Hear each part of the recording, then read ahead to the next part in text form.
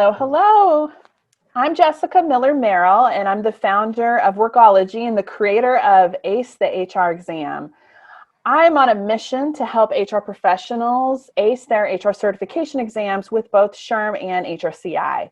It's testing season right now, and we have so many amazing HR professionals who have passed their exams. So we are talking to HR pros about their certification exam experience to help you be able to pass your exam. So today I'm joined by Tracy Spears. Tracy, welcome. I'm so excited to have you here sharing your knowledge with us. Thank you so much. Tell us about your HR work experience. Sure. Yeah. So I've been in an official HR titled position since 2013. I first started working for a local construction company. And that was really my first entrance into the HR world. And now I work for a non-denominational church as an HR director. But previously, I had dabbled into HR disciplines just through some cross-training with an international restaurant company, as well as really my first adult job was as a payroll processor. So I feel like for many, many years, I've been slowly dipping my toe into the HR world. Awesome. Well, which HR exam did you take and why? Yep. So I decided to take the SPHR. So my first decision was I going to do the SHRM or the HRCI exams? And for me, I knew I wanted to utilize some training classes, and based on when the training classes would start and the SHRM testing windows and the registration windows, none of it lined up. So then I just defaulted to the HRCI exams. Initially, I was going to take the PHR, and I had signed up for the PHR, had it scheduled, and then COVID hit, and my testing date got canceled.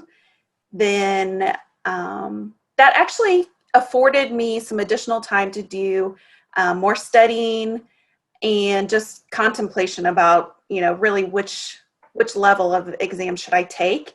And after talking to some trusted friends, I decided to go ahead and bite the bullet. And the second time I signed up for the SPHR, and I ended up taking that and passing it.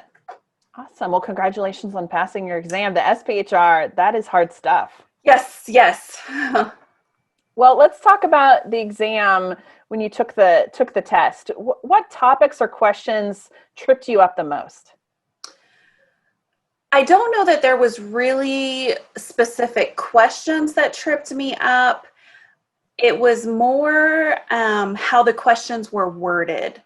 I used the HR.com testing materials, and when I went into the exam, I expected the language that I had been studying to be represented on the exam. And when I say language, I'm just talking about how they worded questions, not necessarily definitions, but just how they approached questions. And so when I started taking the exam, I started to panic because all of a sudden the way that they wrote the questions were very different from what I had been studying and quizzing myself on. So really it was just their approach is what tripped me up. The other thing I would say is for the SPHR, there's a heavy emphasis on just business acumen.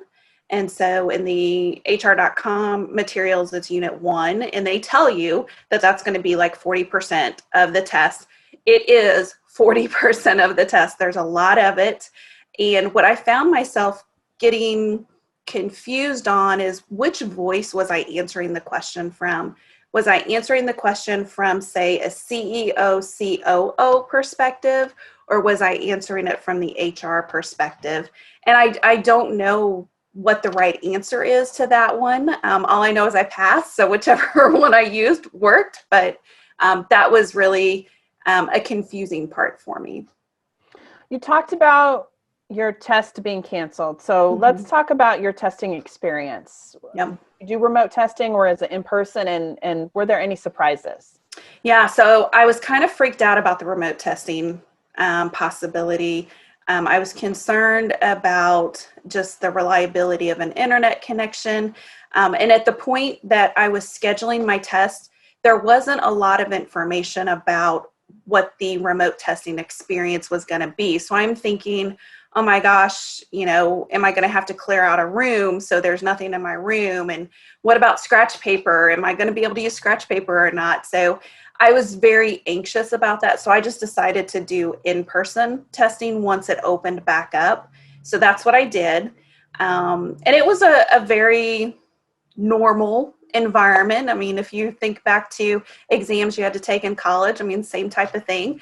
The entrance process is more in-depth than boarding a plane. So that was interesting. Although I had been prepared for it, but I'm like, oh, you guys are crazy. They're not going to want my thumbprint scan and all of this. Oh no, they do.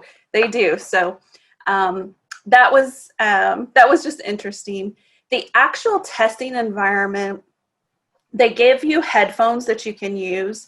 And I did use them at one point because there's other people in the room with you.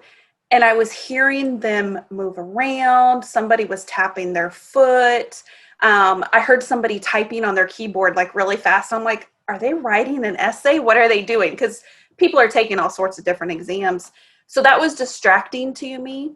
But then when I put these noise canceling headphones on, all I could hear was my heartbeat, so I'm like, well, this isn't going to work. So I finally just relaxed and I was able to take the headphones off and everything was fine there. I will say there was an anxious moment at the very end of the test when I was getting ready, when we hit submit and the proctor comes in and makes sure everything okay. It wasn't submitting. Like I just got this blank screen and she's starting to get anxious, like, okay, just sit still. Let's just give it a few minutes and make sure it goes through.